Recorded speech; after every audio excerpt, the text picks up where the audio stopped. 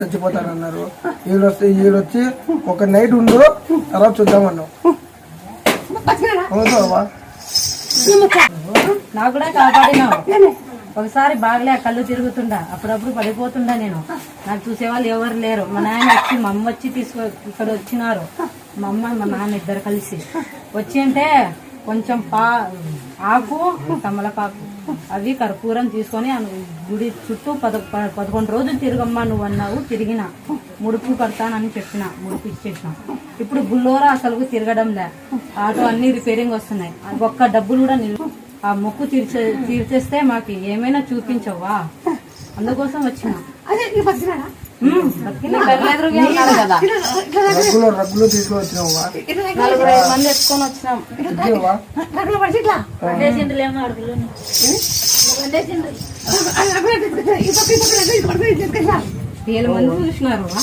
వేల మంది చూసినారు. నీ కళ్ళ ముందు ఉన్నారు కదా. ఇంకేంటేనా సాక్ష్యం? మా కొడుకుని ఇచ్చినావు, ముత్యాల శివాని నువ్వే పేరు పెట్టినావు. తను లేరు, ఇన్ని సాక్ష్యాలు ఉన్నాయి. ఇంకా ఎవరు నమ్మలేము. ఎందుకు ఇది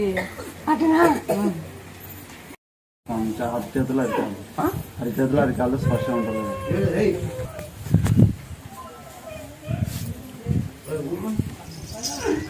చెండు బాకు, పంది బాకు,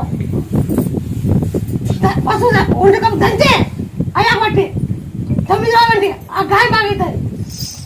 తొలిచాకు తాడు బాగా దంచి 20 కిలో చేతులకి కాళ్ళకి జయ హన్న అంటించు. చేతులు బాగైతే గడిస్తాను, పాలు బాగైతే పాలు చేస్తాను అనే సంగతి. చేతులు మంచిగా అవుతాను కదా, కాళ్ళు మంచిగా అవుతాను పాలు అది ఇది 20 కిలో కదా.